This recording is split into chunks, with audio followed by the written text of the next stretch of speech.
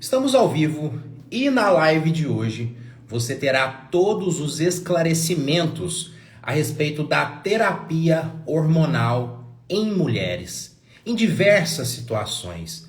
Então, uma live muito importante para você, colega médico, que trata mulheres do ponto de vista hormonal, para você, paciente, que procura, né, o serviço médico para esse tipo de tratamento, mas tem dúvidas, tem receios, tem medos. Então essa live é especialmente para vocês. Se essa live faz sentido para você, fica com a gente até o final, porque eu tenho certeza que a gente enriquecerá muito no seu conhecimento. Agora essa live, ela faz sentido para algum amigo, para alguma amiga, faz esse favor para essas pessoas. Trazem elas para cá, existe aqui um botãozinho de compartilhamento, traz todas elas para essa live para a gente poder contribuir uns com os outros, porque quem irá enriquecer essa live comigo vai ser a minha colega médica, doutora Jordana, que acabou de entrar. Eu vou convidar ela aqui para a gente bater um papo a respeito de terapia hormonal, uma pessoa que eu admiro muito, aprendo muito com ela. Então vocês vão ver o quanto que será enriquecedora essa live. Vamos lá.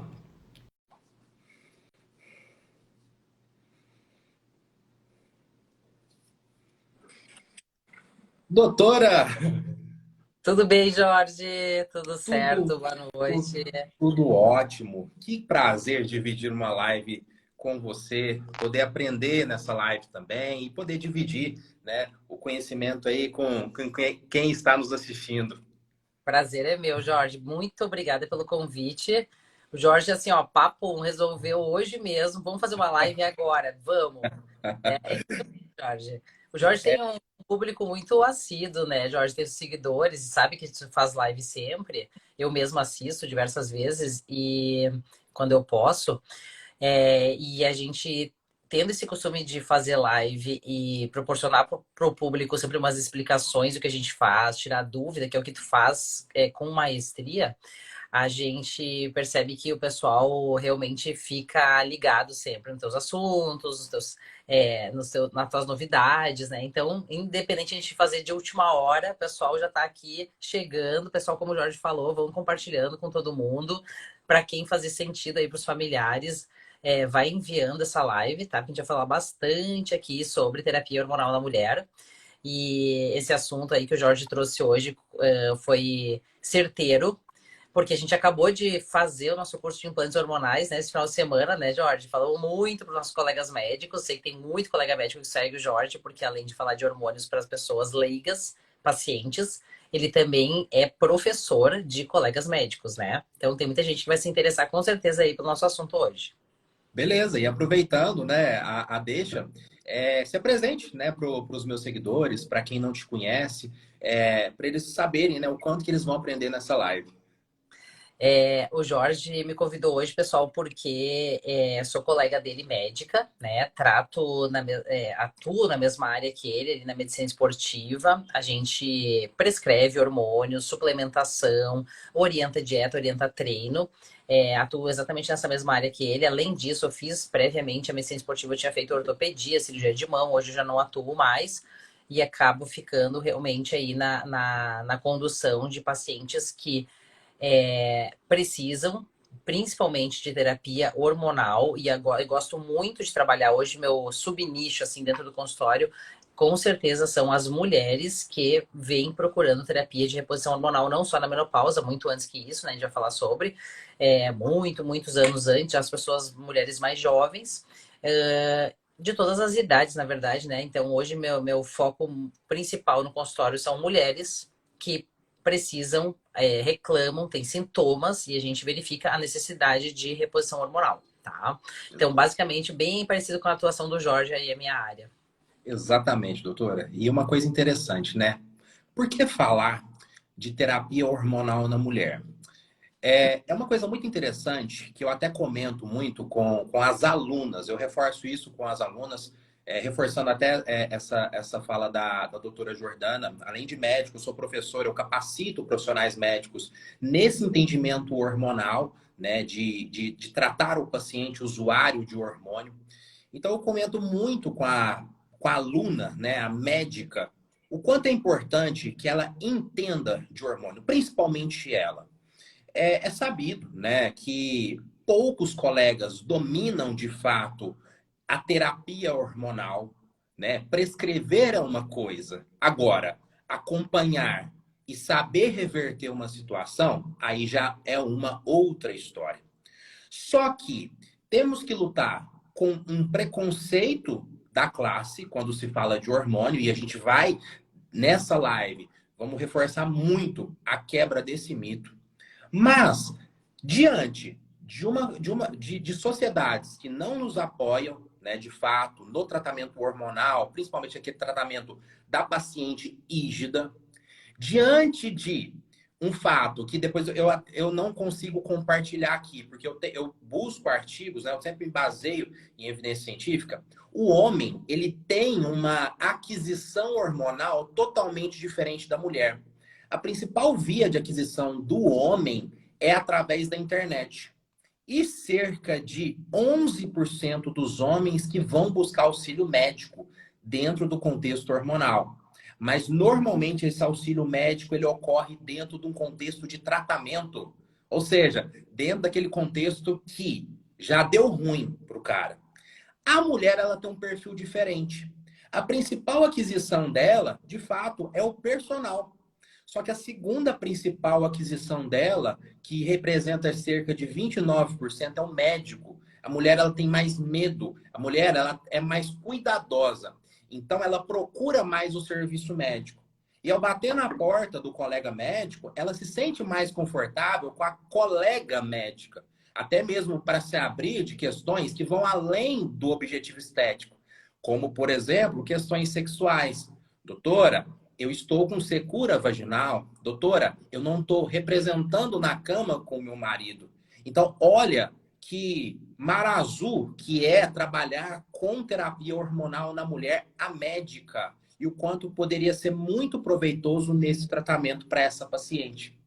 Exato, Jorge. Eu vejo que isso é verdadeiro. O comentário das mulheres, das pacientes do consultório, é exatamente esse, tá? Me sinto mais segura vindo aqui, doutora, para falar o que eu sinto, né? Minhas queixas, os meus sintomas. Não me sinto à vontade de falar com um médico masculino sobre as minhas questões sexuais, né?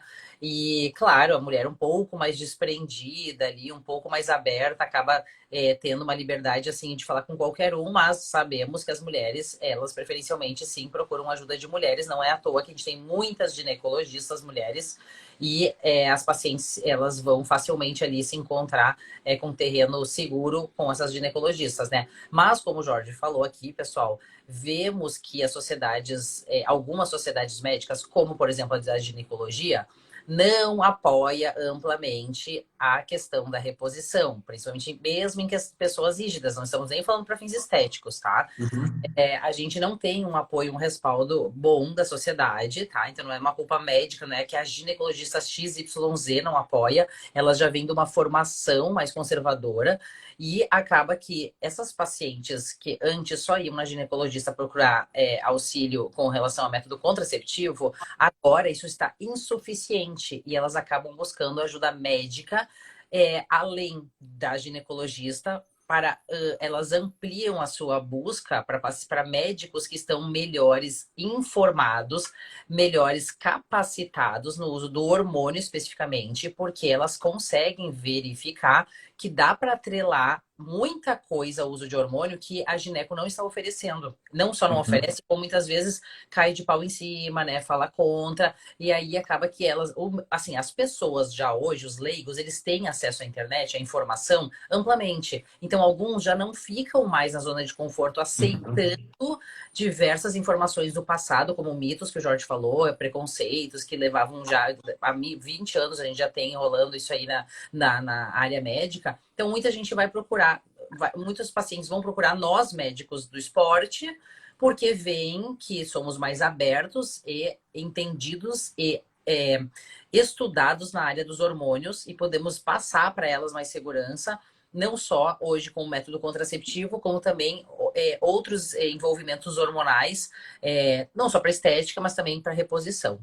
Sim, e eu sempre bato na tecla com um colega também. é aquela famosa lei da oferta e procura. Poxa, um mundo de gente usuária de hormônio, um mundo de gente querendo usar hormônio, um mundo de gente com problemas relacionados às questões hormonais, que quando bate dentro da porta no consultório médico, tomam um sermão, são escorraçadas, falam coisas que facilmente o paciente ou a paciente consegue pesquisar lá e ver que não tem respaldo, né? Então, isso tudo faz com que realmente os médicos, tanto médicos quanto médicas que realmente se dedicam nesse tipo de estudo, de abrir a cabeça e encarar o paciente como deveria ser encarado, com respeito, e também lidar com essas questões hormonais de uma forma mais aberta, esses médicos, eles estão fazendo suas agendas lotadas. Não tem... É uma plausibilidade muito clara, né? Lei da oferta e demanda. Muita demanda, muita procura para pouca demanda de profissionais. Como é que vai estar a agenda desses profissionais? Exatamente, Jorge. A gente vê que muitas ginecologistas, urologistas, endocrinologistas, cujas sociedades são bastante fechadas, têm perdido o mercado para a gente, né? Porque Uhum. não é porque a gente é melhor do que eles, é porque, Não. como tu falou, se fecham para esse tipo de assunto que justamente seria muito interessante eles tratarem, porque faz parte da área deles, mas por alguma limitação ali de conteúdo, de didática das sociedades, acabam realmente se fechando para isso, tá? E o paciente tem acesso à informação 24 horas, cada vez mais na internet, a gente acaba sendo procurado. Então, médicos que estão atuando na área que nós estamos atuando, assim como o Jorge ensina os médicos colegas dele a atuarem nessa área, eu também ensino através dos meus cursos de implantes hormonais, a gente realmente vê uma procura absurda de médicos não sabendo das suas sociedades como atuar e vindo nos procurar para a gente passar esse conhecimento embasado em artigos científicos para Uhum. eles começarem a atenderem com melhor qualidade os seus pacientes, né? E Uhum. falou, o hormônio a gente consegue utilizar amplamente para diversas áreas médicas, independente da formação de especialidade, tá, pessoal? Então, o que a gente vai falar aqui hoje, independente da especialidade do médico que está nos assistindo, vai servir para sua rotina, vai poder aprender com a gente, porque muitas pacientes, a gente trata globalmente elas, vão ter essas queixas no seu consultório. Quem sabe vocês, se não conseguirem atender, conseguem direcionar para o melhor médico que possa ajudar elas. Uhum, exatamente. Então, que a gente quer trazer uma conversa leve, uma conversa fácil também para quem está nos assistindo, para quando procurar, né, um serviço médico, chegar esclarecida ou fazer as perguntas estratégicas para o médico para se sentir mais confortável aí quando o médico, quando houver um tratamento aí do ponto de vista hormonal. Então, entrando de fato, né, ô doutora Jordana, vamos entrar de fato assim nas queixas, né, que mais chegam para a gente, né? E eu queria tratar, né, num primeiro momento, das deficiências, né, que de fato são questões ali que necessariamente, na maioria das vezes, a gente vai ter que tratar, a deficiência hormonal na mulher. Como que essa mulher chega no seu consultório dentro de um contexto de deficiência hormonal? Lá, lógico que existem deficiências e deficiências, mas qual que acaba sendo a mais prevalente dentro do seu consultório?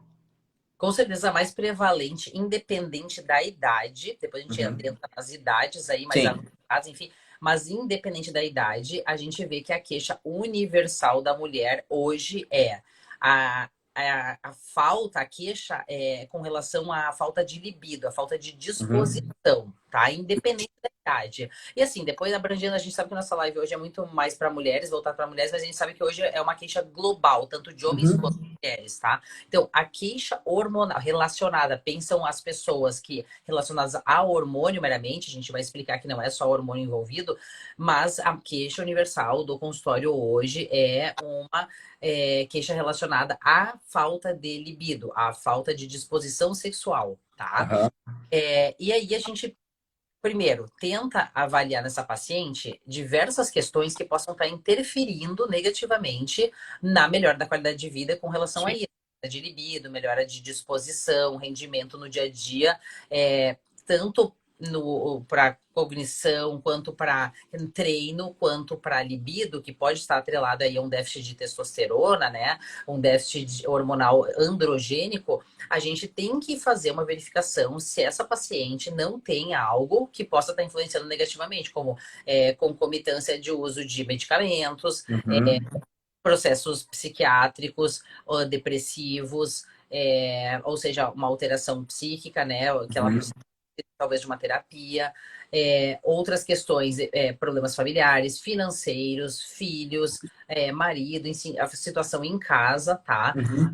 A gente tem que excluir todas as características negativas para a gente entender se essa deficiência dela Isso. justamente é meramente ou mais próxima do hormonal ou não. Se só dar o hormônio nesse caso ajudaria, porque a expectativa da paciente nesses casos é extremamente alta versus o reconhecimento da realidade dela. A maioria dos pacientes, quando a gente pontua, tá, peraí, então vamos avaliar primeiro diversas situações antes de ver se teu caso é hormônio, a gente cita todos esses itens que eu falei agora. Uhum. Claramente a paciente é uma murchada, porque ela já Isso. admite para mesma coisas que ela não estava percebendo, que 80% do caso dela se resume a um problema em casa, um problema familiar, um Uhum. problema de relacionamento ou financeiro. E a Uhum. gente, baixando essa expectativa dela, faz ela entender que o problema hormonal dela até pode existir, mas que ele vai ser sanado, cumprido, essa queixa dela, de principalmente baixa libido, talvez em parte. A gente Uhum. não sanar por completo. Então, baixar as expectativas da paciente, que por qualquer queixa que ela entra no consultório, achando que meramente o problema dela é hormonal, a principal característica da consulta, na minha opinião, é baixar as expectativas e fazer entender que o problema dela é muito além de uma questão hormonal, primeiramente. Exatamente. A nossa postura como profissional médico não é ficar no cara crachá. Cara crachá, sentou na frente, hormônio. Não. É muito mais do que isso. É muito mais contraindicado do que indicar. Clássico, doutora, clássico. Doutor, estou sem vontade de transar, não estou comparecendo na cama. Clássico, você pesquisar questões gerais e depois ir para os particulares, você achar questões externas. O meu marido já não é mais o mesmo, estou com um problema dentro de casa, a situação financeira já não é mais a mesma, pós-pandemia, fica mais ansiosa, depressiva. Então, você vai ver que não é por causas hormonais, não é por causas orgânicas. E ali mesmo, a mulher, ainda que no primeiro momento ela quer achar uma justificativa, porque é mais fácil achar uma justificativa. Ah, eu não transo com meu marido porque meu hormônio estava baixo. Não. Mas muito mais do que achar uma justificativa, a gente tentar fazer com que a paciente reconheça que existe toda uma questão multifatorial envolvida nesse desejo sexual, que na grande maioria das vezes são questões extra-orgânicas. Mas, de fato, a gente não pode desconsiderar. E o que a doutora Jordana falou é uma coisa muito interessante. É uma coisa, pessoal, que é discutida. Isso aí a gente traz nas nossas metodologias é a respeito do uso de testosterona em mulheres. As sociedades, tanto de endócrino quanto de ginecologia, não recomenda.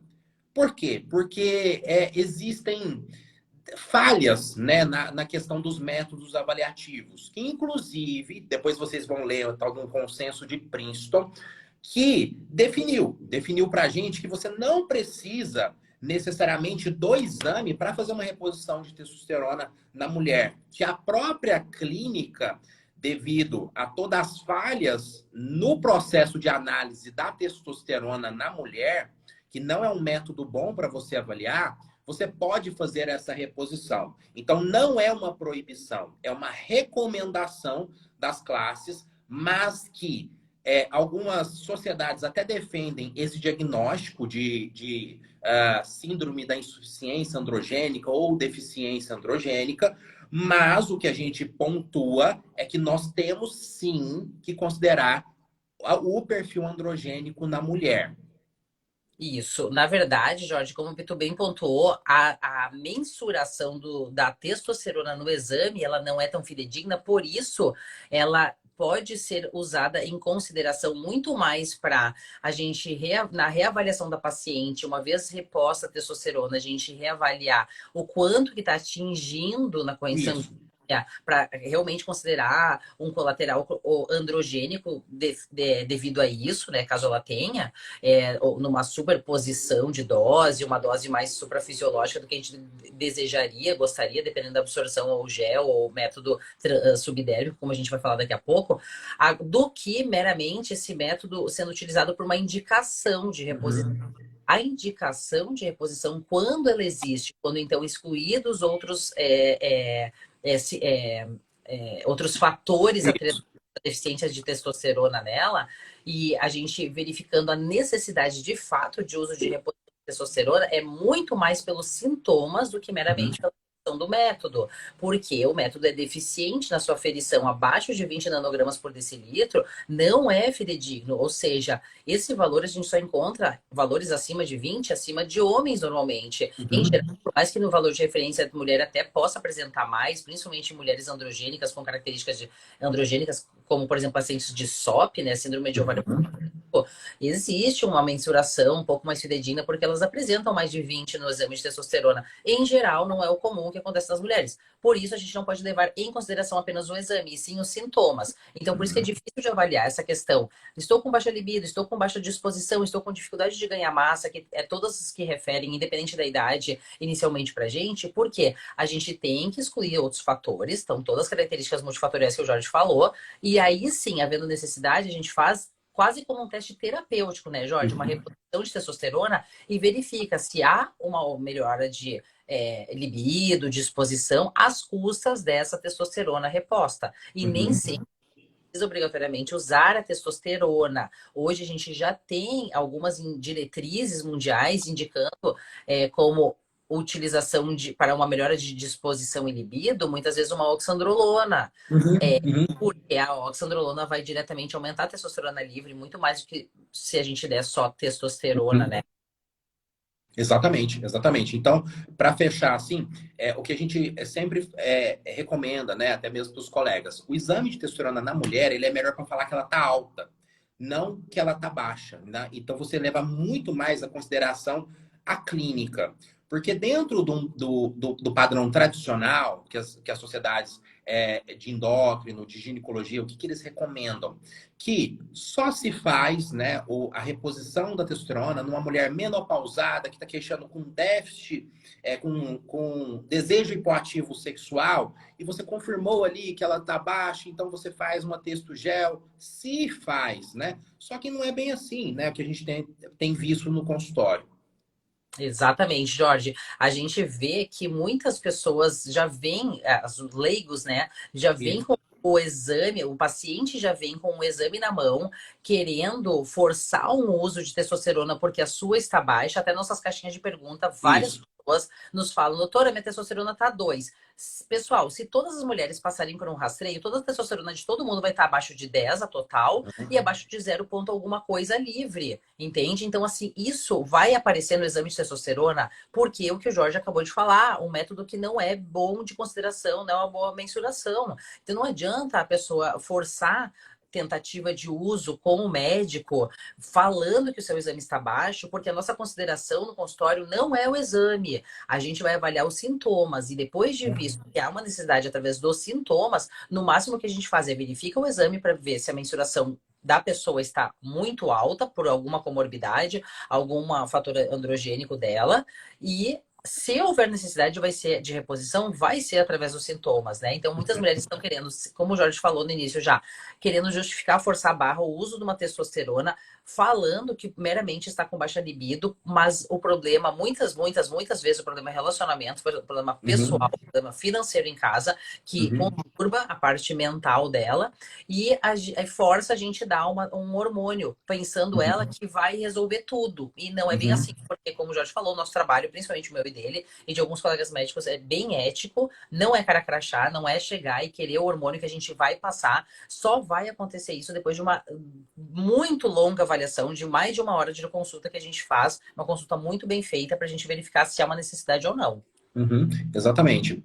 Um segundo público também, dentro de um contexto de deficiência, que na minha visão é o público que mais merece, porém é menos feito o tratamento de forma adequada, é o público da mulher menopausada, né? Que é uma mulher que se beneficia muito, né, da terapia hormonal, quando bem feita, quando pegada, né, de forma até mesmo mais prévia, né? Só que, por questões até mesmo mais antigas de mitos, relacionados à reposição hormonal, até mesmo a questão de falha do próprio profissional ter essa limitação no tratamento e não prescrever, ou até mesmo o profissional faz o melhor tratamento possível, mas por uma questão até mesmo de preconceito, de mitos que foram enraizados na cabeça dessa paciente, ela decide a não se tratar, né? Então, é o que eu vejo, assim, em relação a esse público, né, doutor?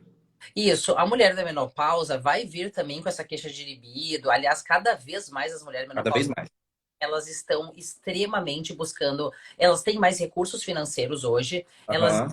mercado de trabalho, ganhando seu dinheiro, investindo em si mesma cada vez mais. E então, cada vez mais, a partir dos 40 anos, elas querem investir na estética, na saúde e na sensação de bem-estar. Mesmo que estejam casadas com o mesmo marido, não estão inovando em nada. A mulher é uma eterna insatisfeita com ela Uhum. mesma e ela busca, ela faz uma concorrência com as mulheres amigas, pessoal. Então, assim, não é que ela está interessada em melhorar a libido, disposição, lubrificação vaginal para um outro homem ver ela. Não, a mulher, ela se autossatisfaz o tempo inteiro. Então, cada vez mais mulheres mais velhas vêm nos procurar com essas queixas e a gente tem que avaliar se, geralmente na menopausa, a gente já tem uma queda hormonal importante, sim. Entre elas vai haver, sim, geralmente uma queda de testosterona de fato. E a Uhum. gente, tendo a necessidade de entregar para ela uma reposição hormonal, a gente consegue fazer isso com respaldo científico, diferente do que muitas pessoas pensam que não tem respaldo científico, que é o hormônio Uhum. câncer, o hormônio traz problema ao nosso sistema, né, biológico, bem pelo contrário, porque a gente sabe que repor hormônios a níveis fisiológicos Uhum. promove proteção cardiovascular, aumento de densidade óssea, prevenção de osteoporose, não só para fins estéticos e melhora da qualidade de vida, como alguns pensam, né? Que porque muitos estudos que tiveram, a gente teve a partir de 1980, depois 2000, fizeram estudos bem mal delineados sobre Uhum. de vieses, população de alto risco e Uhum. hormônio para mulheres menopausadas, que nem é um hormônio que a gente usa hoje, é um hormônio extremamente concentrado que deram para elas, equinoconjugados, quer dizer, de urina de égua, um estrogênio Ah. de muita alta concentração, a gente não utiliza esse tipo de hormônio hoje, e verificaram de fato desfechos intermediários e primários péssimos, né? Uhum. Morte, trombose, risco de câncer, enfim. Só que não é a realidade que a gente traz hoje, né, Jorge? A gente não traz esses Uhum. hormônios, a gente não usa esses hormônios com as mulheres e com homens, de fato. E a população que a gente justamente avalia se a gente vai ou não utilizar hormônios, que usaram na população, usaram nos estudos, foram população de risco, é justamente para quem a gente não indica hoje, né? Uhum. Exatamente. E até fazendo um gancho, não é a pauta aqui do nosso assunto, o quanto que estudos mal delineados no passado vão trazer repercussões gravíssimas no conceito das pessoas, né? Fez 80 anos do grande mito em relação ao uso de testosterona com câncer de próstata. Isso vem lá de um estudo muito mal delineado pelo Dr. Huggins, né? Onde foram 3 castrações que avaliaram a fosfatase ácida, ele relatou somente uma que colocava a testosterona, aumentava a fosfatase ácida, tirava a testosterona, castração química, diminuía a fosfatase ácida, ou seja, um marcador extremamente inespecífico, um marcador mal delineado, que fez com que esse doutor ganhasse um prêmio Nobel. Então, como é que você vai discutir naquela época com uma pessoa que ganhou o prêmio Nobel? Então, um estudo mal delineado trouxe repercussões até hoje das pessoas reproduzirem. Usar testosterona causa câncer de próstata. Usar testosterona causa câncer de próstata. Agora, você imagina nós, eu, por exemplo, estou com 32 anos, eu tentar desconstruir de um colega médico mais velho que existem estudos desde Morgan Tyler, que existe uma questão de saturação de receptor. Até certo ponto cresce, mas depois de certo ponto não cresce, que está muito mais relacionado com deficiência de testosterona e aumento de estrogênio. Então, é difícil. Mas isso vem mudando. Isso vem mudando. Isso vem mudando, Jorge, graças a Deus. Até tem um artigo que eu trago no nosso curso mostrando que faz cerca de 5 anos que as Aham. pessoas estão voltando a fazer a reposição, um estudo mostrando o impacto que esses estudos que tu falou agora e o que eu falei, tanto na andropausa quanto na menopausa, causaram negativamente até o ano de 2015, mais ou menos. E aí, de 2020 a 2015, que foi mais ou menos a época que os WHI, o grupo WHI publicou esses da menopausa, né? Aham. maneira ruim e causou esse impacto negativo. Agora, faz 5 anos, mais ou menos, que a gente está conseguindo levemente reverter a curva e as mulheres têm buscado, pelo menos, mais, tenha feito uma abertura maior, a busca de uma posição, uma possibilidade de reposição. Por quê? Justamente porque elas buscam qualidade de vida. Hoje, Uhum. no meu consultório, e mesmo que ela já ouviu de outros colegas médicos coisas absurdas que a gente sabe que falam por aí, sobre câncer, trombose, enfim, né, todas as coisas ruins que não causam nada disso, elas entram e falam, doutor, eu tô há 5 anos buscando, tentando buscar ajuda, e pelo amor de Deus me ajuda, porque eu não aguento mais, a única coisa que eu quero é qualidade de vida. Nem que, Uhum. ao ponto de dizer, nem que esse negócio me dê câncer, eu não aguento mais, eu quero qualidade de vida, viver o processo dos meus dias, pelo menos com um pouco de mais qualidade do que eu tô agora. E é isso, elas chegam esgotadas, buscando recurso para melhorar qualidade de vida. Então, é em Uhum. cima disso que a gente respalda o uso, tá, pessoal? Tendo necessidade, tendo sintomas, pesando benefícios versus riscos, se os benefícios superarem os riscos, é claro que a gente avalia diversos fatores de risco, tem algumas mulheres que, porventura, não podem Não usar, pode. fica ok. Só que a maioria delas, 98%, podem usar. E estão na negativa de outros médicos simplesmente pelos mitos do passado. Uhum. Essas podem usar, a gente realmente promove uma qualidade de vida absurda para elas, rapidamente, numa reposição já de 1 mês, já melhora a qualidade de vida, que elas acabam falando, justamente, eu nunca mais vou deixar de usar. Uhum.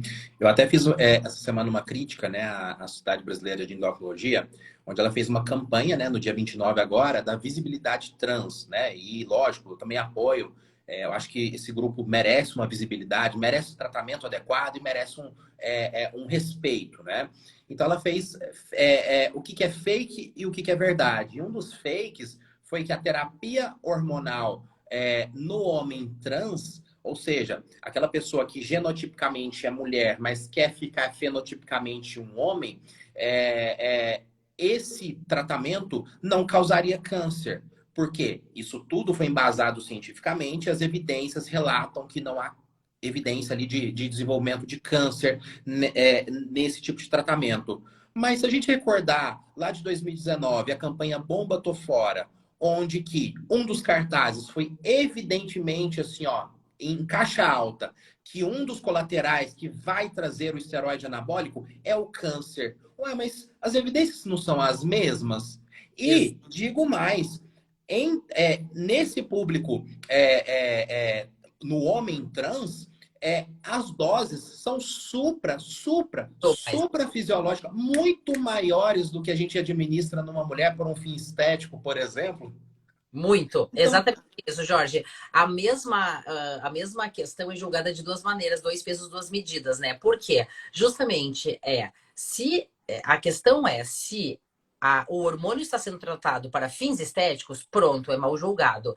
Uma vez que essa mesma quantidade de hormônio, ou até mais, que é o que a gente utiliza para trans, aham, muito mais a gente utiliza para trans, e esse não é, uma vez que é visto para mudança de fenótipo, aham, este pela sociedade não é visto como estético meramente, e sim para questão genética e fenotípica, aí tudo bem, né? Como tu mesmo falou. uhum, Só que o embasamento científico, as doses fisiológicas, o que acontece na corrente sanguínea, os colaterais, são exatamente os mesmos. é. A gente E, sabe que é é, julgamento da sociedade, né, acerca disso que traz problema. É. E um outro também, um outro cartaz que foi também escrito em caixa alta, é que a prescrição de testosterona só deve acontecer quando há deficiência de testosterona. Mas esse público tem deficiência de testosterona? Ué, Exato. Não tem, então. né? A gente é exatamente a mesma quantidade que as pessoas, as mulheres que vão querer virar homem, então fenotipicamente homem, tem a mesma quantidade de hormônio de uma mulher que vai continuar sendo mulher. A diferença Aham, vai ter que entregar para essa mulher que quer virar homem uma quantidade absurda de hormônio, como o Jorge falou, muito além do que a gente entrega, inclusive para uma fisiculturista, que seria o nível máximo, digamos assim, de hormonização numa mulher, né? nem chega perto. Nem chega perto. A gente não chega perto o que a gente dá para uma trans, não chega perto do que a gente dá para ela, o que a gente daria para uma fisiculturista, entende? Para tu ver como o julgamento é errado sobre, né? E a gente Ah, trabalha com isso constantemente, constantemente. Então, esses paradigmas aí nos trazem bastante problema na nossa logística do dia a dia. principalmente entre colegas médicos, não para o paciente que está nos procurando. O paciente está nos procurando, ele acaba lendo, entendendo e tendo respaldo aí pela internet, cada vez mais, graças a Deus, com nossas sociedades que vai divulgando isso de maneira correta, ele vai já vindo mais aberto. Só que quem toma pau, quem dá pau na gente é o colega médico. Justamente é ele. Uhum. E não se informando ou tendo preconceito, acaba falando de uma maneira errada aí para os pacientes quando buscam ajuda, né? Exatamente. E eu até me recordo, né, em 2018, eu fiz um tratamento de hormonização cruzada com um paciente, um homem trans. Ele me procurou, né, falou que teria esse desejo. E até hoje, eu tô marcado lá na bio dele com a primeira injeção, a primeira injeção de testosterona. Aí depois ele voltou no consultório, cheio de barba, todo feliz, me agradeceu. Então, para você ver o tanto que é significativo, né? Uma mesma colocação de um mesmo medicamento em situações diferentes, seja por uma mulher ou um homem que buscou por um fim estético ou um fim de tratamento, ou por uma pessoa que buscou para uma mudança fenotípica, o quanto que a mesma substância fez diferença nas diversas situações e melhorou as diversas situações do ponto de vista multifatorial, qualidade de vida, aceitação social, identidade, sexualidade, enfim. Exatamente, trazendo qualidade de vida, que no fim todo mundo busca o hormônio por esse motivo, independente de julgamento. Se a pessoa busca o hormônio para estética e isso vai trazer qualidade de vida para ela, tudo bem. Assim como aquela que quer mudar de gênero, assim como aquela pessoa que quer envelhecer melhor ou precisa para fim de tratamento, de uma andropausa, menopausa, né? Então não há necessidade de fazer julgamento sobre o uso do hormônio, como muitas pessoas fazem, né? Infelizmente. Sim. Até perguntaram aqui, doutora, o famoso chip da beleza. Vamos comentar a respeito desse tão falado chip da beleza, que já vou começar desconstruindo, né, esse termo, chip da beleza, que não é isso que nós pregamos, né, doutora? Não é. Não é isso, Jorge. Inclusive, cada vez mais a gente não pode falar sobre isso, né? Porque o que Uhum, acontece, teve uma normativa agora final do ano pela própria Anvisa por pressão da uhum, Sociedade de Ginecologia e de Endocrinologia. Houve uma pressão da SBEM e da ginecologia sobre a Anvisa para em dezembro deste ano, se eu não me engano, 22 de dezembro, não respaldarem mais a divulgação da gestrinona para fins estéticos. De uhum, novo, como o Jorge acabou de falar, a mesma substância que desde 1960 vem sendo utilizada, uhum. estudada, defendida, respaldada cientificamente para uso de endometriose, miomatose, queixas ginecológicas, patologias ginecológicas e amplamente respaldada, porque foi se descobrir anos depois que ela tem uma característica, um colateral estético, porque a molécula dela é semelhante a outros androgênicos que trazem essa característica anabólica e lipolítica. A partir deste momento que foi se julgar ela como um esteroide anabólico que traz Uhum. malefícios, porque foi se ver meramente o problema do colateral androgênico dela, quer dizer, do colateral estético. Ou seja, hoje a gestrinona ela é julgada pela questão estética e tenta-se fazer com que não há uma venda dela como estética aqui no Brasil, como qualquer outro hormônio, tá? Que Uhum. é julgado para fins estéticos. A gente não pode ficar divulgando ela como chip da beleza, não pode ficar divulgando lá para fins estéticos. E de fato, ela não foi criada para isso, ela foi Sim. criada exatamente queixas ginecológicas. Aí o que a gente tem hoje é que a gente tenta desconstruir no meio médico o que construíram, foi um processo leigo. Quem construiu esse nome chip da beleza foi a Hebe Camargo, em 1980, uma vez que utilizou esse implante hormonal a partir da sua terapêutica com o Elzimar Coutinho, mestre aqui dos implantes hormonais do Brasil, e ela denominou como chip da beleza porque viu a característica estética que causava nela.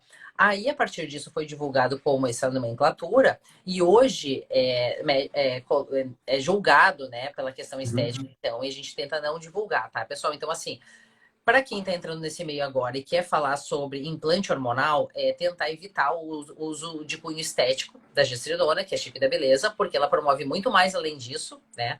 E a Anvisa hoje não está respaldando mais a gente falar sobre isso e citar ela como também utilizada para fins estéticos. Hoje a gente só pode, digamos, utilizar a gestrinona com muita hipocrisia para fins ginecológicos, tá? Isso. Só que Só que aí uma lado da outra, né, Jorge? A gente não consegue. não tem como desassociar, né? A gente vai explicar a respeito desse hormônio. Eu até faço também uma colocação até mesmo para o público não médico, né? O paciente mesmo que procura, evite pesquisar no Google chip da beleza, porque ou você vai ser induzido de uma maneira muito ruim dos benefícios meramente estéticos, ou você vai ser induzido de uma maneira ruim da supervalorização dos malefícios trazidos ali por classes mais tradicionais. Quer fontes de fato boas? Bancos de dados. Você digita lá gestrinone, digita lá R2323, que é o nome técnico da gestrinona, você vai conseguir fazer uma amplificação de artigos, né, de buscar a gestrinona, que você vai ter ali diversos artigos que vão respaldar tudo isso que nós falamos. Vamos falar aqui para vocês. Doutora, o que é a tal da gestrinona que gera tanta curiosidade aí no público feminino? A gestrinona é um progestágeno, ele é da família derivada da 19-nor, testosterona, Uhum, ou seja, ele tem uma característica androgênica semelhante a uma nandrolona, a uhum, uma timbolona, a própria testosterona, porque é da família, bioquimicamente falando, a molécula, carbono, hidrogênio, oxigênio, é semelhante ao androgênio, de fato, e possui aham, anabólicas e lipolíticas, tá? Só que essa molécula ela foi criada para fins ginecológicos porque ela tem uhum. uma ação antiestrogênica. O que é Não, isso? só um adendo, só adendo, antes de a gente comentar desse efeito dela. Mas, doutora, ela é um esteroide? Exatamente. Ela é um esteroide. Qualquer hormônio cuja característica que tem uma característica anabólica e lipolítica é um hormônio esteroide. Né? Na verdade, é um hormônio sintético. A gente tem os hormônios naturais, tem os hormônios sintéticos. Os naturais seriam a nossa progesterona, a nossa testosterona e nosso estrogênio, que são os três hormônios que a gente chama de bioidêntico ou isomolecular, que as pessoas perguntam pra gente, doutor, trabalha com hormônio bioidêntico? Sim, a gente trabalha com hormônio Aham. bioidêntico para reposição, primariamente, né? Só que para fins estéticos a gente consegue lançar mão de outros hormônios sintéticos, entre eles Uhum. um deles poderia ser a gestrinona, tá? A gestrinona, por promover um efeito anabólico e lipolítico, ela é um hormônio esteroide também. Tá? Sim. Parece que é um palavrão, né? Chega na sua casa, principalmente no público mais velho, e grita assim, esteroide. Você vai tomar uma chinelada. Pessoal, anota o que a gente vai conversar aqui com você. Esteroide, nada mais, nada menos, é hormônio derivado do colesterol. Só isso. Ele tem uma característica em comum que tecnicamente chama de ciclopentano peridofenantreno. Então, por exemplo, o anticoncepcional que a menina toma é um esteroide. Sabe aquela prednisona que você usou para uma inflamação? É um esteroide. Mas, de forma mais assim atual, a própria vitamina D foi entendida como um hormônio.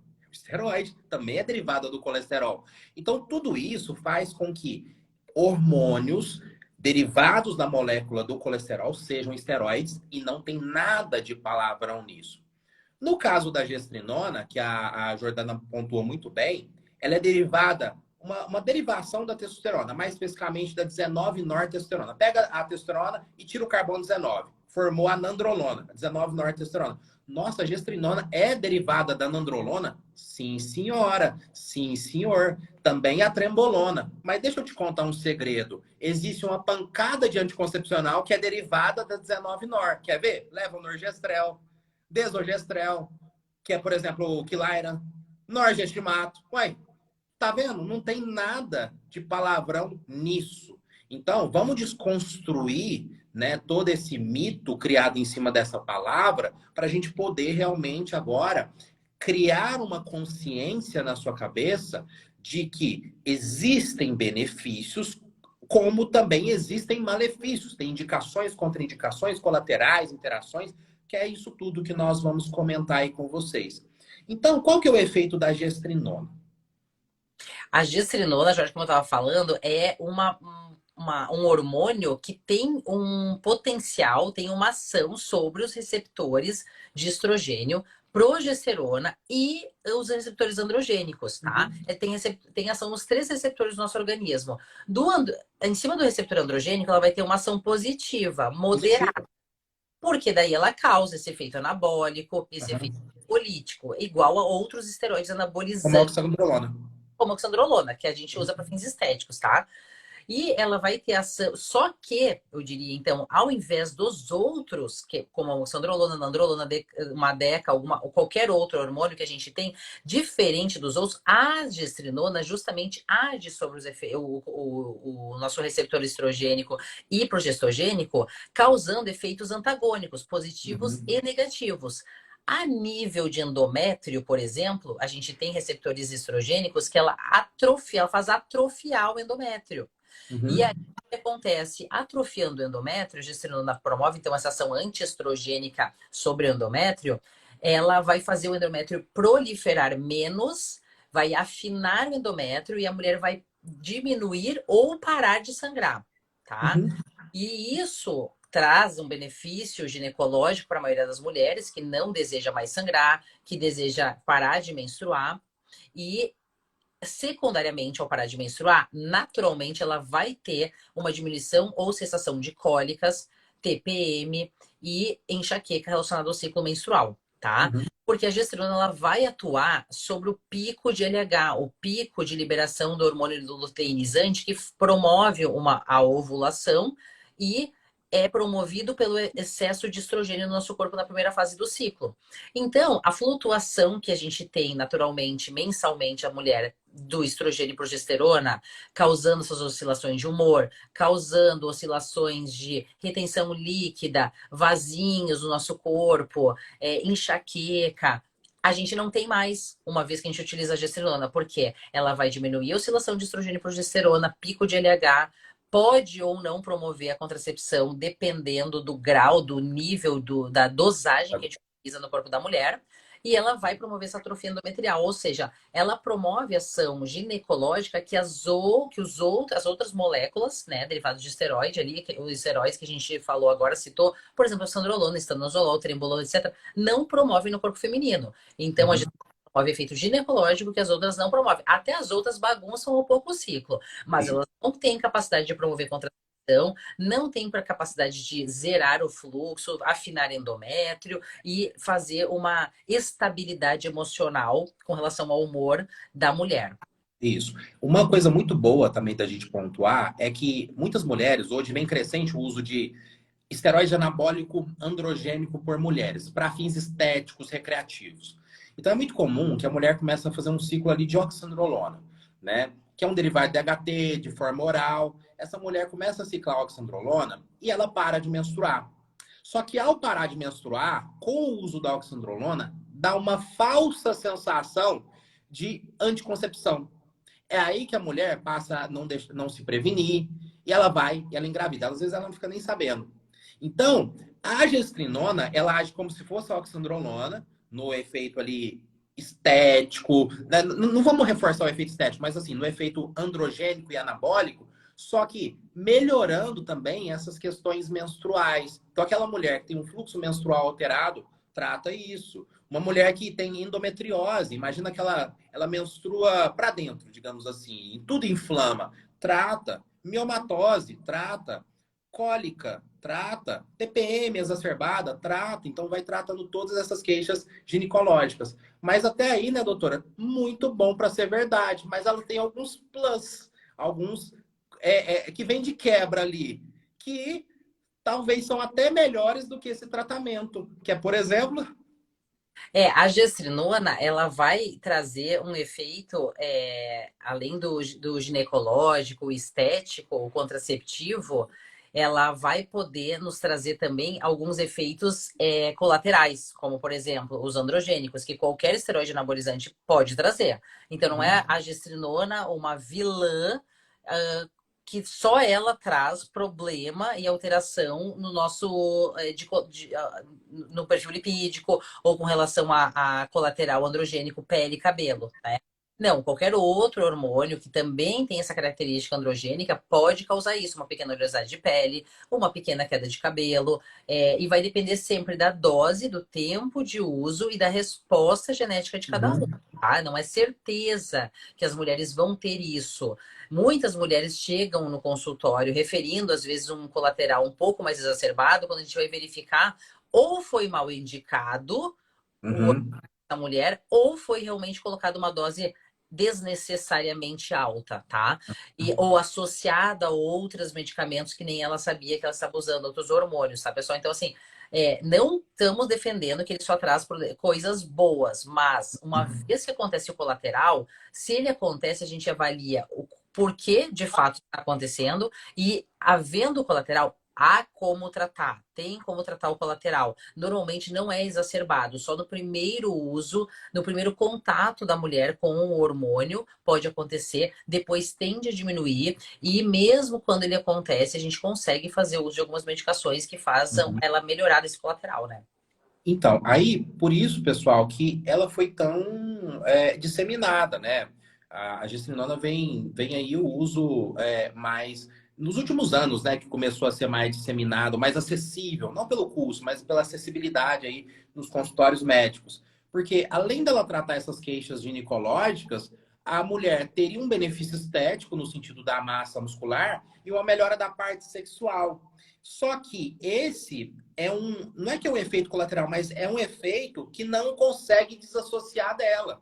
Não consegue. Se ela só tratasse as queixas ginecológicas, talvez ela não teria tanta repercussão e ela fosse encarada como um anticoncepcional comum, né? Que a galera emenda cartela, que a galera implanta aí.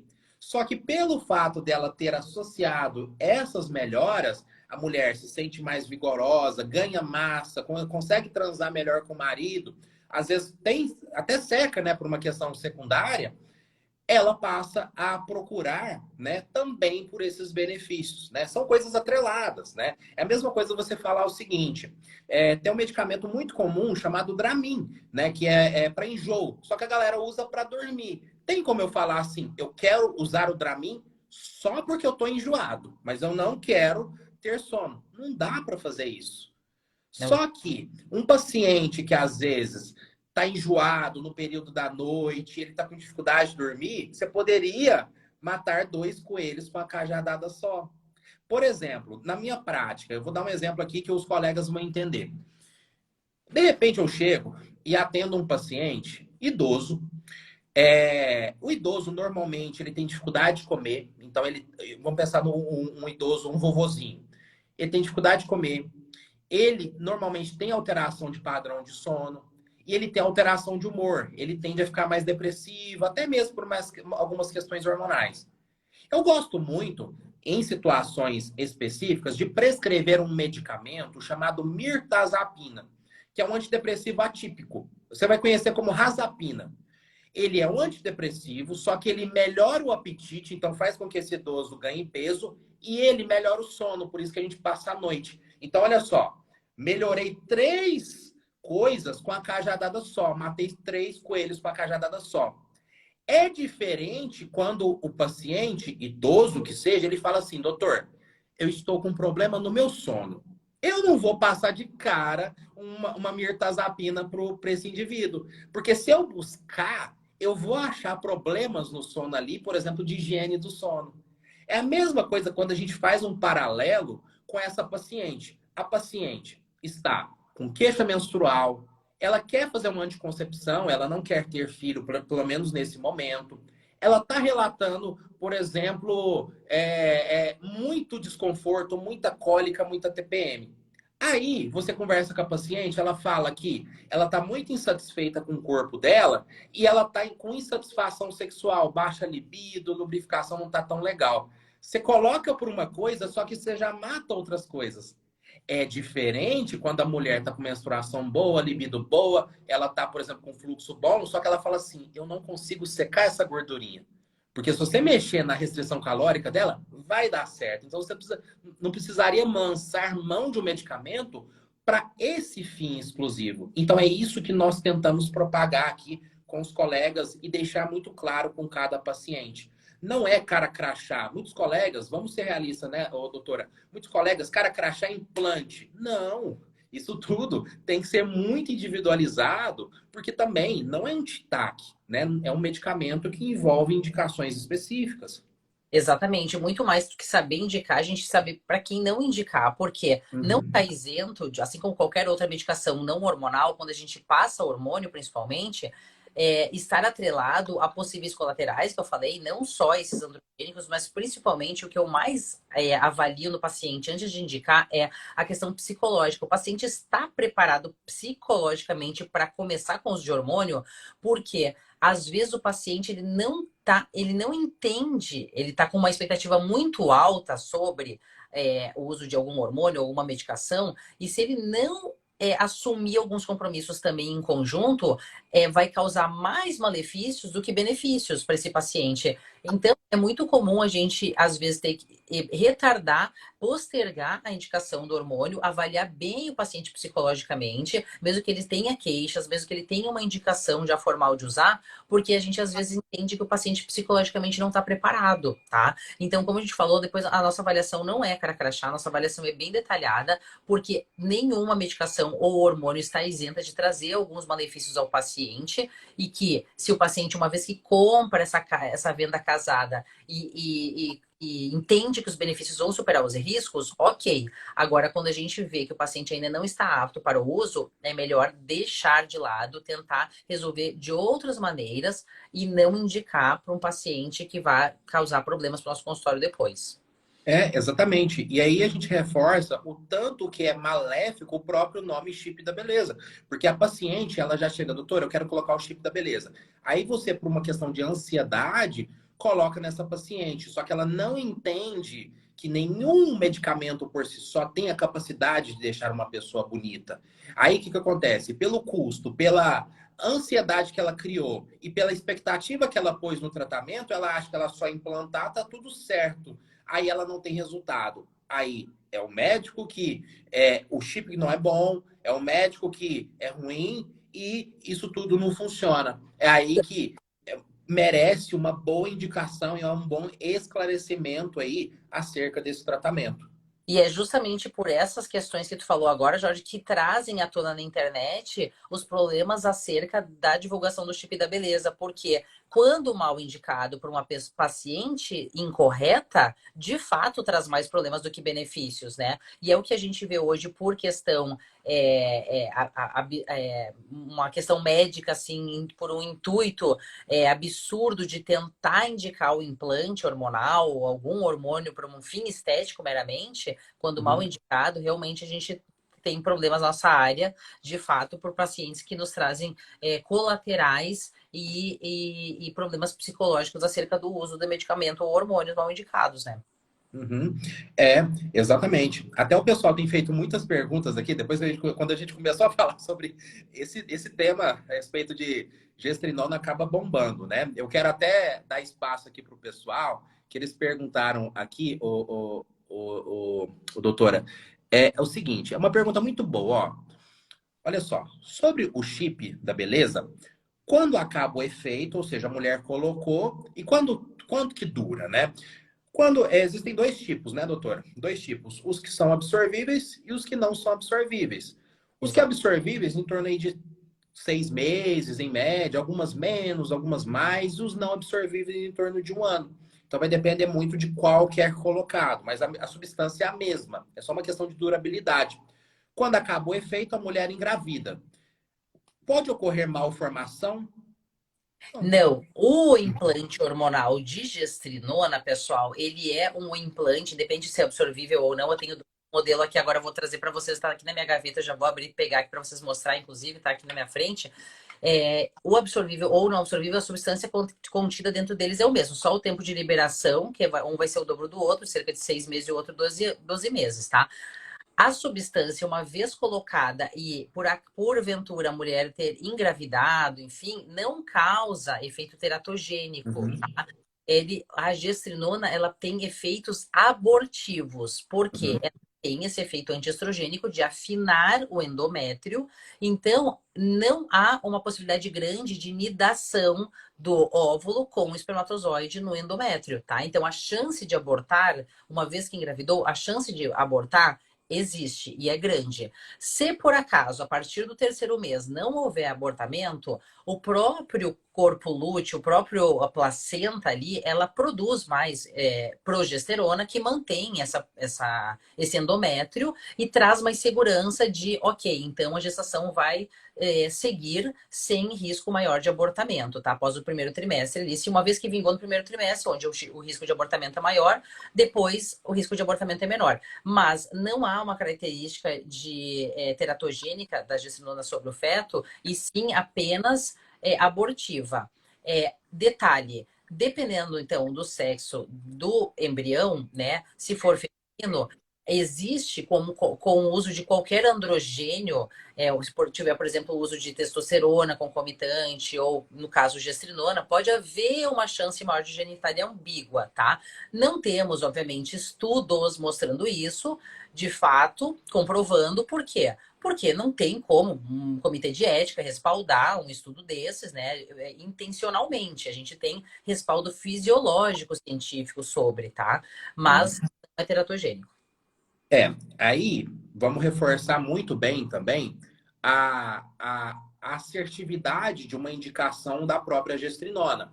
A paciente, você decidiu que você vai colocar com ela. Poxa, antes de colocar uma paciente em idade fértil, tenha certeza de um beta-HCG feito, porque pode ser que essa mulher você vai colocar e ela pode estar grávida, então pode ocorrer um problema ali, ainda que ela não tenha um efeito teratogênico, mas imagina você ter uma ação abortiva ou uma ação ali de má formação, principalmente por passagem androgênica ali pela placenta.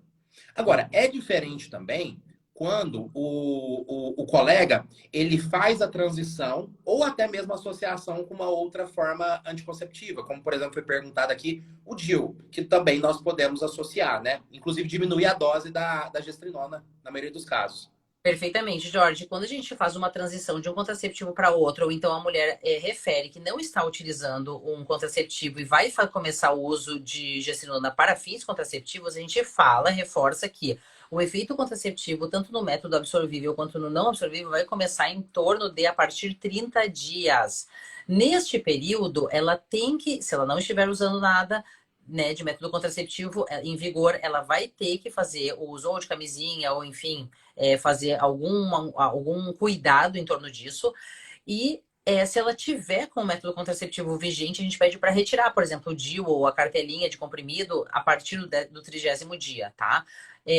Porque justamente ela atinge um nível terapêutico na corrente sanguínea de liberação constante, máximo a partir do 30º dia. E a gente precisa dessa dose específica para contracepção já agindo fora. Antes disso, tem risco de engravidar.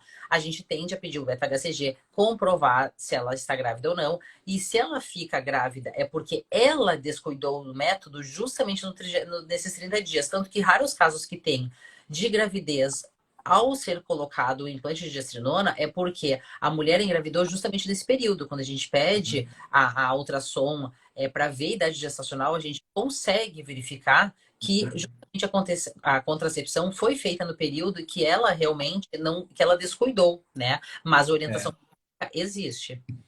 E é muito importante, né, respeitar, né, os passos que o médico vai dar. Olha, faz esse exame para mim, volta para mim em um mês. E também é importante também que a paciente ela fique atenta, né, ela saiba que é um método muito seguro, né? Se não me engano, é 99%, né, de Isso. efetividade, né? 9% similar ao Mirena, ao DIU de Uhum. cobre, ao Cailina, né? Ou pílula via oral. Aliás, qualquer método contraceptivo hoje, na atualidade, que for menor de 99%, a gente tem que não recomendar. Afinal, já existem métodos de 99% de eficácia para cima, então seria quase que uma negligência médica, né? Uhum. Então a gente não pode desconsiderar esse 1% que ocorre também em outros métodos, porque medicina não existe unanimidade, não existe sempre e nunca, né? Mas a gente tem respaldo ali para tentar diminuir ao máximo ali os riscos, né, da mulher em torno dessa gravidez. E também, né, só reforçando essa ideia também, né, doutora, a respeito da associação com o DIU, né? Como é que você costuma fazer essa associação, tanto com o DIU de cobre quanto com o DIU Mirena ou As Cailino? Aham, é bem comum, né, as mulheres já estarem usando o DIU, ou até mesmo hoje em Planon, né? Uhum. O método contraceptivo um dispositivo que já é colocado e duram 5, 7 anos, e elas querem fazer uso do concomitante do chip da beleza, então, né, ou do implante de gestrinona, não só para fins ginecológicos, como para fins estéticos, a gente tem que cuidar o seguinte. A mulher que usa o DIU de cobre, ela geralmente mantém um fluxo regular ou até mesmo aumentado comparado ao que ela tinha antes. E para essas mulheres, elas já têm queixa ginecológica mais exacerbada, afinal tem um fluxo maior, uma cólica ou uma enxaqueca envolvendo o seu ciclo, a gente coloca a gestrinona numa dosagem que é um pouco maior, né, que a gente colocaria comparado a uma mulher que já tem um DIU, por exemplo, Mirena, um Cailina ou um Implanon, e tem apenas escapes ou sangramentos poucos irregulares ou que seja regulares, mas de menor volume. Por quê? Porque o endométrio delas já está parcialmente afinado. Se a gente Uhum. for introduzir o implante de gestrinona concomitantemente, qualquer uso de gestrinona em menor dosagem que for, ela já vai a fazer uma ação antiestrogênica forte sobre o endométrio. Então, não há uma necessidade de fazer uso de dosagem muito grande nesse tipo de mulher, porque existe, inclusive, um efeito tão grande sobre o endométrio que pode afinar demais, causar Sangrado. e sangrar paradoxalmente, exato, por causar uma fragilidade dentro do endométrio. Os vasinhos ficam friáveis e ficam sangrando paradoxalmente, ao invés de parar de sangrar, tá? Então pode sim usar quem tem Diomirena e Implanon, só que de fato, cuidado, uma vez que está reduzido já o volume de sangramento, usar pouca gestrinona e os médicos têm que se atentar a isso, que trabalham com implantes hormonais, porque senão erram na dose e é problema depois para essa mulher por longo prazo. E aí, de novo, entra-se o julgamento que o implante daí não é bom, mas não, na verdade, foi mal indicado, uma dosagem mal indicada para aquela paciente. Já nas que tem DIU de cobre, geralmente tem um fluxo aumentado e aí uma dosagem regular que a gente passa isso, quem aprende com a gente nos nossos cursos de implantes e dosagem de medicamentos, que por favor tem interesse, passam, né, para aprender. Aí sim, uma dosagem maior para essas pacientes, tá? De DIU de cobre. É, é, porque é muito comum, né? O pessoal chamar a gente no direct. Nossa, como que faz? Não adianta. Isso tudo depende de avaliação. Vou te dar um exemplo aqui, que a doutora a gente vai comentar a respeito disso. Uma paciente, às vezes, obesa que precisa usar. A gente não coloca uma dose alta nessa obesa, né? Porque vai ter problema ali de aumento de pressão arterial, maior retenção, né? Porque tem um efeito androgênico também.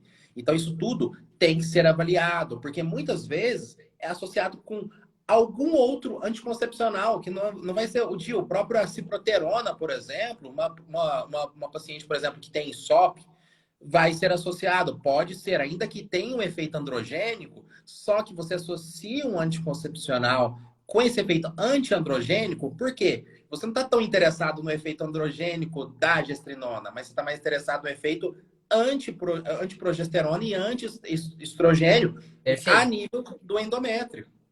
Exatamente, Jorge. Quando a gente utiliza a gestrinona associada, inclusive, à ciproterona para fins ginecológicos, como tu mesmo falou, é claro que a gestrinona vai causar um efeito inerente estético.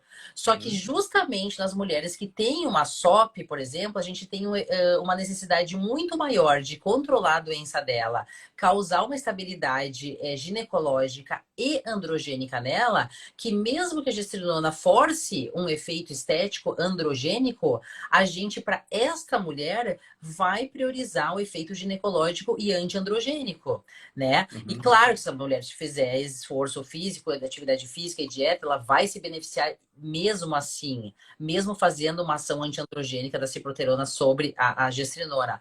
Só que é isso que a gente pesa em cada paciente. Por isso que essa avaliação é individualizada, não é protocolos prontos. Não adianta mandar mensagem pra gente dizendo como que faz, que eu quero saber, me diz aí como que tu faz na tua rotina. Não existe isso. Existe uma Uhum. tempo todo com a gente, se houver necessidade de aprender, os colegas médicos quiserem aprender mais, ou façam nossos cursos. O Jorge tem o curso dele, eu tenho o meu curso, a gente tem nossa consultoria, nossa mentoria de consultório, a gente consegue fazer essa extensão para vocês. Só que, de fato, vocês têm que acompanhar a nossa rotina e entender que existem pormenores e individualizações, não é protocolo pronto. Uhum. Uma pergunta mesmo, uma curiosidade que me veio aqui na cabeça, é porque às vezes buga, né, a nossa cabeça. Você faria uma gestrinona numa mulher trans? Assim, como a gestrinona, ela até vai apresentar esse efeito androgênico, só que ela também vai apresentar o efeito antiestrogênico e antiprogestogênico, nessa mulher que a gente quer meramente, praticamente, né, um efeito androgênico, poderia ser feito, porque diminuiria o SHBG dela, aumentaria testo livre, não aumenta testo total, né? Aumenta testo livre, ela vai ter maior disposição, libido e androgenização às custas da gestrinona, mas isso não isenta o uso, para esse tipo de caso, não isentaria Uhum. o uso concomitante de testosterona. Porque Uhum. uma vez que tu usa testosterona nessa mulher, tu otimizaria essa testosterona, parte dela, conversão para testo livre, pela diminuição do SHBG, tá? Então, Uhum. tem o efeito nos tecidos locais, no tecido do efeito da testo livre maior, potencializado Uhum. na zona, tá? Poderia ser usado. Uhum. É, porque agora a gente tem pensado tudo ao contrário. Tudo ao contrário.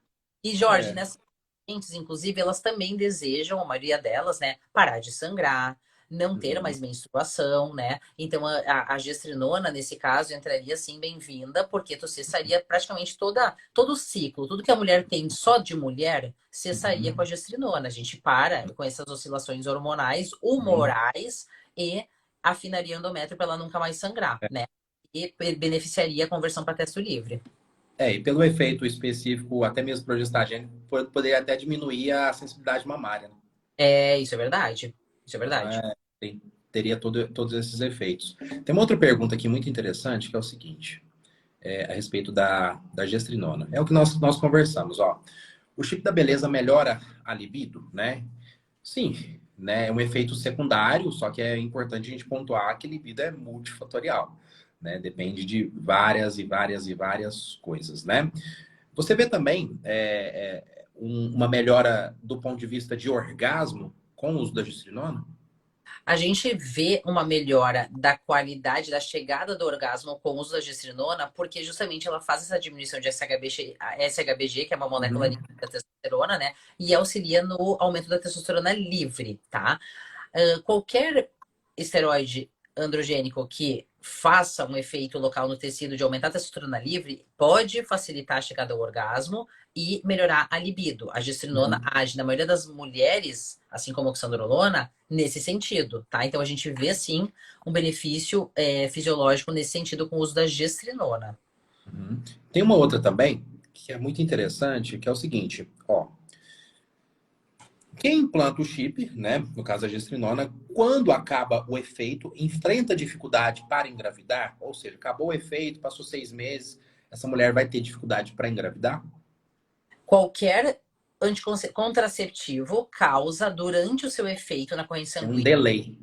exatamente. E tem um delay, tem um resíduo, tem uma meia-vida sobre meia-vida Uhum. concomitante até de fato sair do corpo. E a gestrinona é a mesma coisa, tá? Então, por exemplo, o implante hormonal de 6 meses, ele vai durar cerca de 6 meses, tá?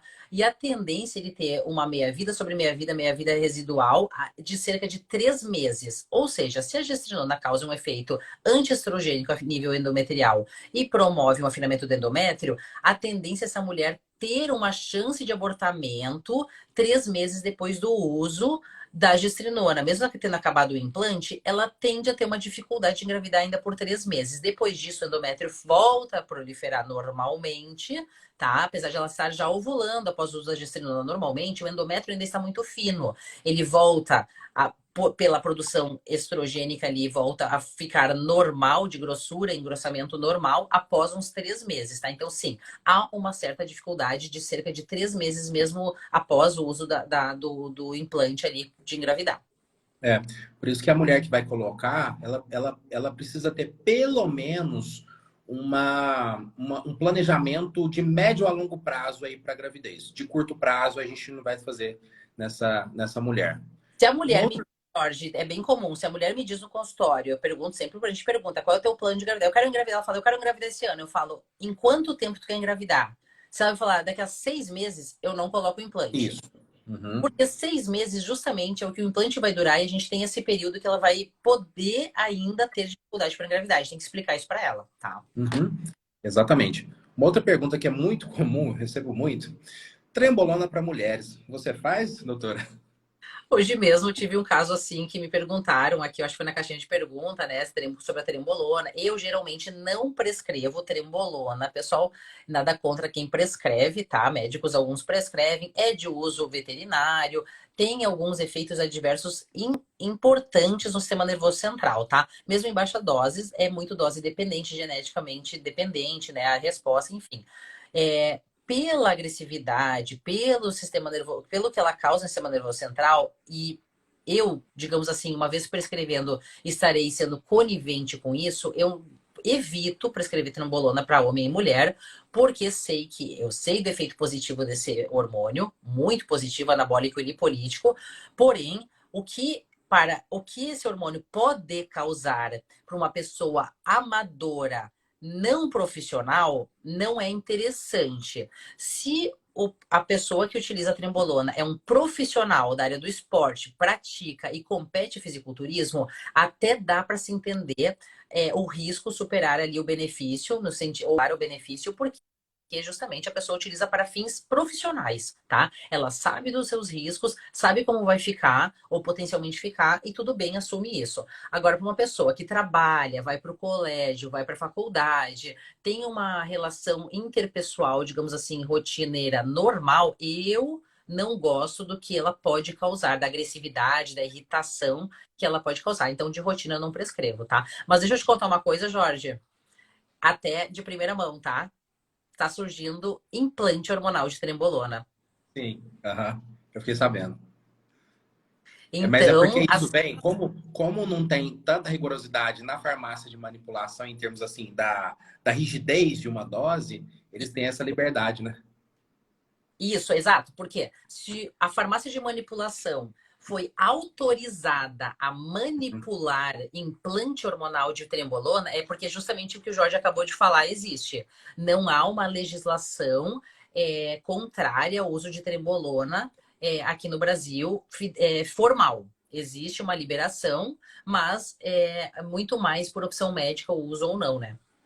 Tipo assim, que eu particularmente nem entendo porque foi liberado, né? É uma incógnita na minha cabeça. O negócio é o seguinte, pessoal, a minha visão em relação à trembolona para mulheres. Até que seria uma boa opção. Vou te falar por quê. A trembolona ela é uma parente da gestrinona, que a gente acabou de falar aqui, ela é um 19-nor.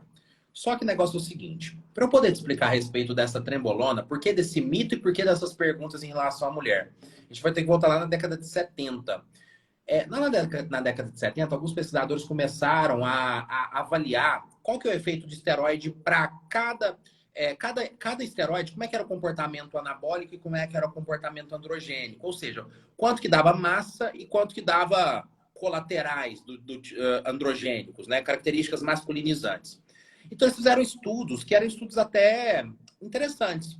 Eles pegavam ratinhos e faziam o seguinte, administravam o hormônio em grupos de ratos e avaliavam o quanto que cresceu do músculo levantador do ânus, porque era um músculo de fácil dissecção, e a parte ventral da próstata, e comparava esses crescimentos. Ou seja, cresceu mais o músculo levantador do ânus em comparação à parte ventral da próstata, muito anabólico. Cresceu mais a parte ventral da próstata, muito androgênico. Aí que surgiram aqueles famosos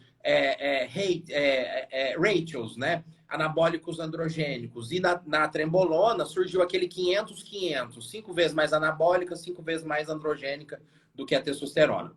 Questão estudos mal delineados. Músculo levantador do ânus, ele tem uma característica extremamente diferente, histologicamente, do seu quadríceps, por exemplo. Modelo animal, tempo de exposição curto, né? Então, o estudo faz com que hoje, na prática, a gente entenda que no uso feminino, a gente usa dois parâmetros. Sensibilidade da mulher, e a gente vê isso na prática. Tem mulher que, se cheirar a oxandrolona, tem colateral. E tem mulher que usar um caminhão de oxandrolona, não tem. Tem mulher que usa oxandrolona, não tem colateral. Usa gestrinona, tem. Então, são individualidades. E eu levo em consideração a dose. No caso da trembolona, a trembolona tem um efeito interessante, porque ela não aromatiza e não reduz. Ela se mantém íntegra. Não existe dihidrotrembolona. Então, por ela se manter íntegra, ela tem um efeito que a gente chama de SARM-like.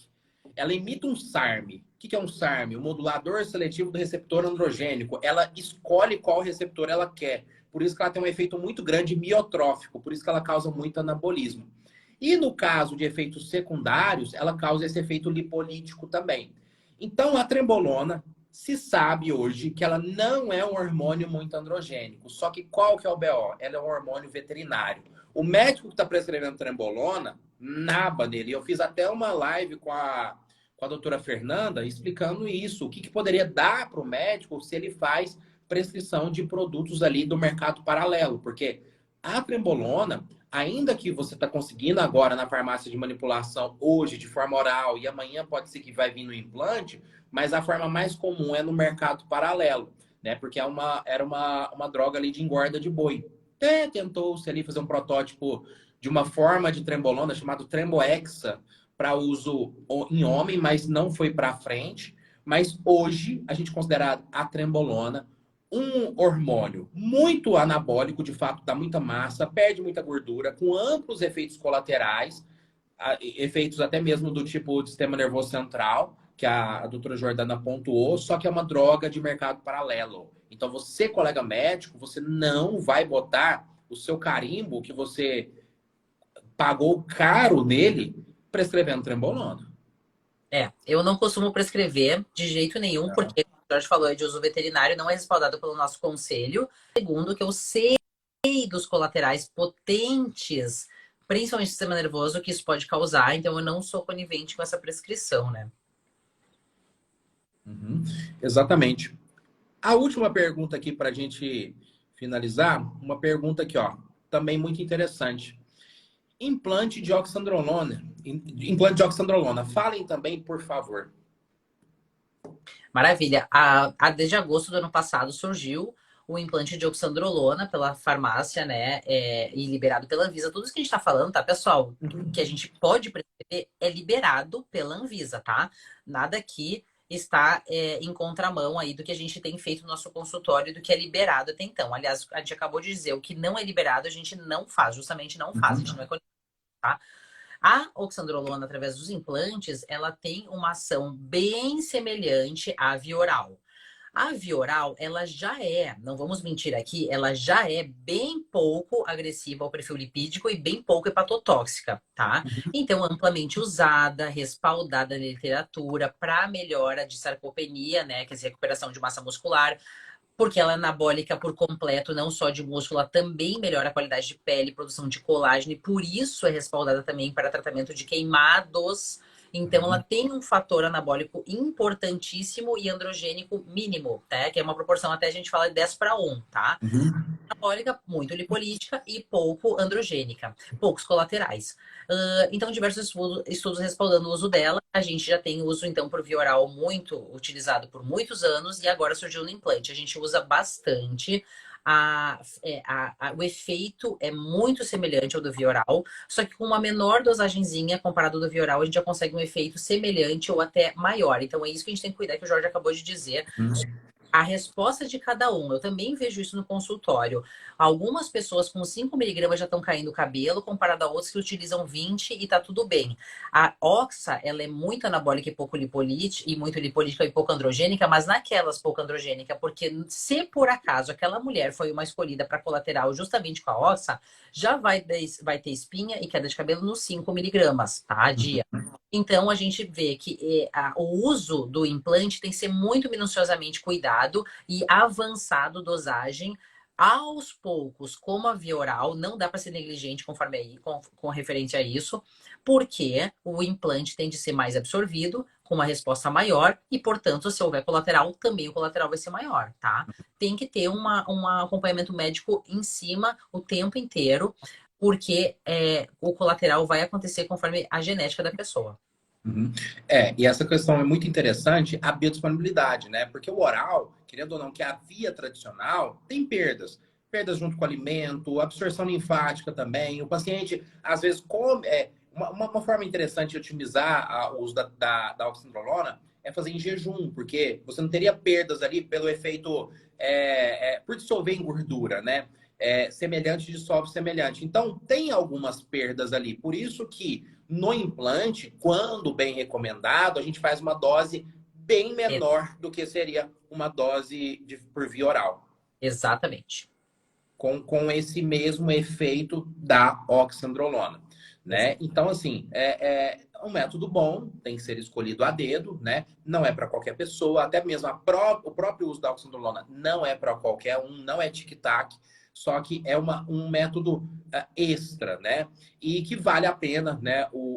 Bem indicado ali para determinadas populações. Doutora, agradeço demais, demais. A gente aprende muito aqui nessa live. O pessoal também, essa live vai ficar salva aí, tanto no meu Instagram quanto no da doutora Jordana. Deixa suas redes sociais, se o pessoal quiser conhecer, os colegas médicos quiserem conhecer o curso a respeito de implante hormonal. Deixa todas as suas redes sociais, como é que faz para entrar em contato com você? Isso mesmo, Jorge. Eu vou deixar abaixo da nossa live nos comentários escrito, né, sobre o curso de implantes, o direcionamento para quem tiver interesse. O nosso próximo curso já está marcado data, tá? Vai ser em maio, acabou de ser Aí. essa semana. Vai ser em final de maio, se eu não me engano, ali no final de semana do dia 22, 23. Aliás, 23 é segunda, então 21, 22, 20, 21, 22, tá? Sexta, sábado e domingo. A gente vai ter nossa nova edição, tá? É um curso teórico. Uhum, E quem tiver mais interesse pode mandar mensagem para mim por direct uhum, ou pro direcionamento que eu vou deixar também ali nos uhum, comentários da nossa empresa que faz aí as inscrições, tá? Jorge, uhum. muito obrigada pelo convite. Eu também Eu que aprendi agradeço. e todos os dias vejo, comento, tu sabe que eu mando, parabéns, é isso aí, faço comentários lá de ti. Postou do card, eu comento. Postou de hormônio médico, eu comento. Tô sempre ligada, né? A Jorge tem muito a acrescentar na carreira médica, profissional muito ético e, claro, também aí no embasamento de vida, né? O que ele faz na vida, no dia a dia e passa para os pacientes e para os colegas médicos, a gente tende a seguir porque realmente é muito correto, tá? Aprendi demais contigo, Jorge, no teu curso que eu fiz, né? E também no teu dia a dia que eu sigo no Instagram. Gostei, de te conhecer esse ano, porque antes a gente, aliás, ano passado, né, no nosso curso de implante, Uhum. não conhecia pessoalmente, só pela rede social, e é de um caráter, assim, absurdo. Maravilha, Jorge. Muito obrigada pelo convite. Eu que agradeço, né? Reforçando aqui para o pessoal que às vezes não pegou, somos colegas médicos, somos professores, eu sou aluno dela, ela é minha aluna. Então, é tudo isso, é um aprendendo com o outro, essa é a nossa ideia mesmo. A gente não tem nada da questão de ego, de falar assim, eu tenho uma informação, eu vou esconder. Não, a gente comenta tudo aqui, tudo. Nós não podemos comentar doses, não porque não queremos, porque não existe uma indicação aqui e tem que ser individualizado. Mas não temos assim, ó, reserva de conhecimento, não. Isso aqui é para a gente distribuir mesmo. Assista de novo a live para você entender. Olha quem entrou aí, ó. Nossa, Sardinha. que legal. Eu amo esse cara. Ele é um pai para mim. Amo de coração ele. Então, assim, reassistam a live, né, para você aprender e para você realmente botar em prática com o seu paciente e com ou você procurar o médico, né, já sabendo a respeito desse tratamento hormonal na mulher. Então, agradeço muito todos que compareceram até agora aqui na live e fiquem com Deus. Bom resto de noite para todos. Tchau, tchau. Legal.